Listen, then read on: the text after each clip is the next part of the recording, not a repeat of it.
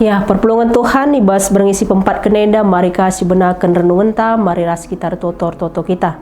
Tuhan di bata Bapa kami sini surga, Bapa baspak senda TKP kalau kengkatandu, pasu-pasu kepahendu, pasu-pasu kerina kami singalo kengkatandu belah na tuhu-tuhu, arah katandu enda banci jadi gelemen, ibas kegeluhan kami setiap hari. Ibas gelar Yesus suruh kami toto manbandu. Amin. Perpulungan sekalian Tuhan si jadi renungan ta ibas bergisi pempat kenenda buat ibas Matius 27 ayat 27 seh 30 sada bagenda kata Tuhan, Yesus diolok-olokkan. Kemudian serdadu-serdadu wali negeri membawa Yesus ke gedung pengadilan, lalu memanggil seluruh pasukan berkumpul sekeliling Yesus. Mereka menanggalkan pakaiannya dan mengenakan jubah ungu kepadanya.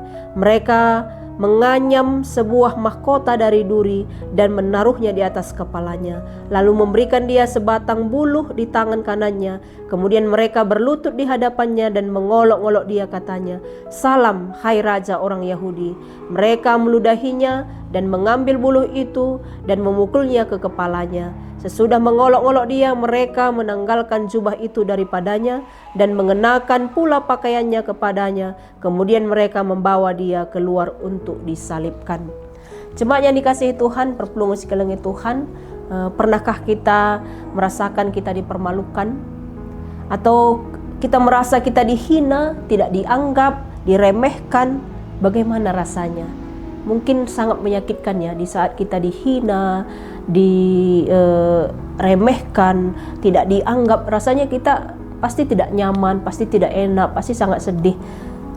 Dan Yesus melalui renungan kita itu merasakan lebih dari itu. Yesus tidak hanya diremehkan, tidak hanya dihina, tapi Yesus benar-benar dipermalukan. Yesus dipermalukan, Yesus diolok-olok, bahkan Yesus diludahi, Yesus diperlakukan seolah-olah dia adalah raja, padahal dia bukan raja secara dunia pada saat itu. Mereka memperlakukannya seperti yang kita lihat di sini, mereka memberikan pakaian jubah ungu kepada Yesus yang menandakan inilah raja, dan mereka memberikan mahkota dari duri kepada Yesus, menancapkannya di kepalanya. Mereka memberikan buluh sebagai tongkat palsu kepada Yesus, dan mereka bahkan meludahi dan memukul kepala Yesus dengan buluh itu. Jemaat yang dikasihi Tuhan, di saat kita melakukan kesalahan, kita dihukum, kita dihina, mungkin saja kita bisa terima, mungkin saja kita dengan rendah hati bisa menerima itu. Tapi Yesus tidak melakukan kesalahan apapun, Yesus tidak melakukan dosa apapun, tetapi dia harus menanggungnya. Semua ini ditanggung oleh Yesus hanya karena dia mengasihi kita. Jemaat yang dikasihi Tuhan, apa ya reaksi Yesus di saat dia diperlakukan seperti itu? Dia hanya terdiam, dia tidak melawan. Bukan karena Yesus kita lemah, bukan karena dia tidak punya kuasa, tapi karena kasihnya kepada kita. Dia rela dipermalukan untuk menebus dosa-dosa kita.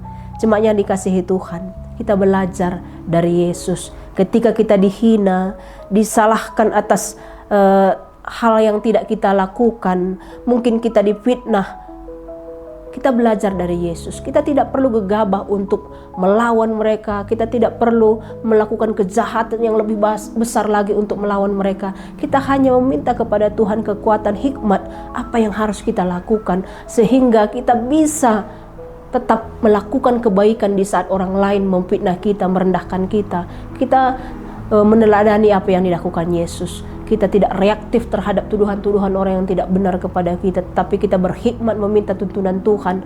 Apa yang harus kita lakukan, kita meminta kepada Tuhan.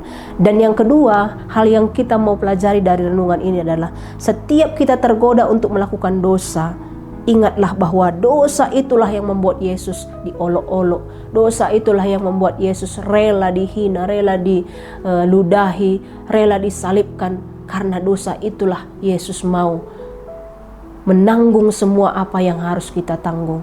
Jadi kita sungguh bersyukur Yesus mau menggantikan kita, mengambil posisi kita, agar kita mendapatkan keselamatan, agar kita dapat menikmati kehidupan kekal Yesus mau menanggung itu untuk kita semua. Jemaat yang dikasihi Tuhan, mari tetap meneladani Yesus dalam kerendahan hatinya, dalam pengorbanannya, dan dalam cinta kasihnya kepada kita. Kita bersatu dalam doa.